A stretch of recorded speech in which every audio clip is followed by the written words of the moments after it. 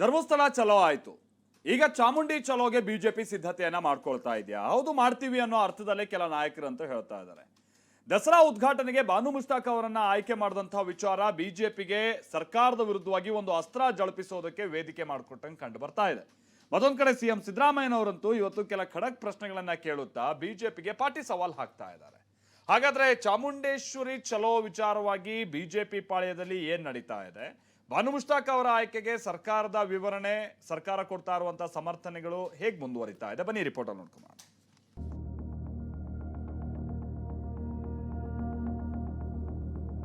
ಸೀರೆ ಇಟ್ಟು ಕುಂಕುಮ ಹಾಕಿ ಹುಡುಗೆ ಮಲ್ಲಿಗೆ ಹೂವನ್ನು ಹಾಕಿ ನೀವು ಬನ್ನಿ ಮೇಡಮ್, ನಾವು ಬೇಡ ಅಂತ ಹೇಳಲ್ಲ. ನಾಡ ಹಬ್ಬ ಅಂತ ಮಾಡ್ತೀವಿ ಮೈಸೂರು ದಸರಾ. ಇನ್ನೊಂದು ಧರ್ಮದವ್ರು ಕರೆದ್ರೆ ನೀವು ಕುಂಕುಮ ಹಾಕಬರ್ರಿ ಅಂತಂದ್ರೆ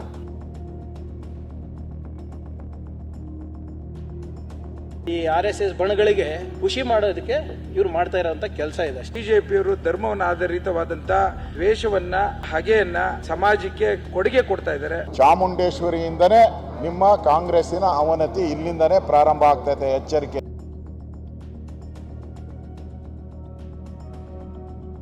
ಧರ್ಮಸ್ಥಳ ಚಲೋ ಆಯ್ತು. ಈಗ ಬಿಜೆಪಿ ಚಾಮುಂಡಿ ಚಲೋಗೂ ಪ್ಲಾನ್ ಮಾಡಿದೆ.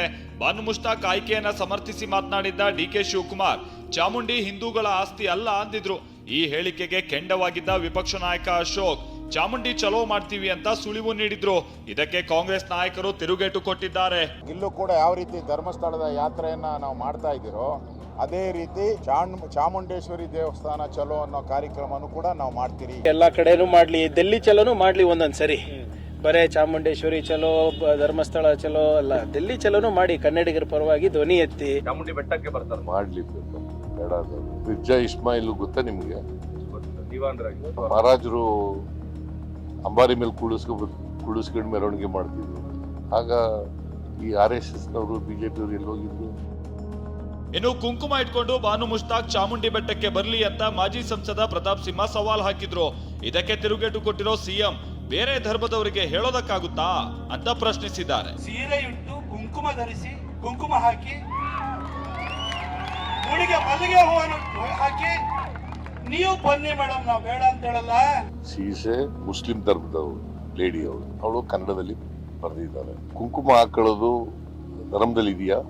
ಹಿಂದೂಗಳಾಗ್ಬಿಡಿ ನೀವು ಅಂತಂದ್ರೆ.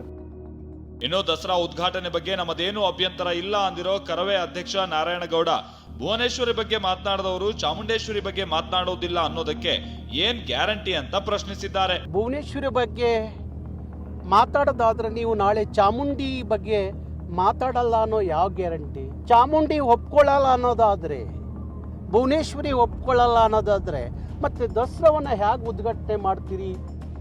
ಬಾನು ಮುಷ್ತಾಕ್ರನ್ನ ದಸರಾ ಉದ್ಘಾಟಕರನ್ನಾಗಿ ಆಯ್ಕೆ ಮಾಡಿರೋದು ಬಿಜೆಪಿಯನ್ನ ಕೆರಳಿಸಿದೆ.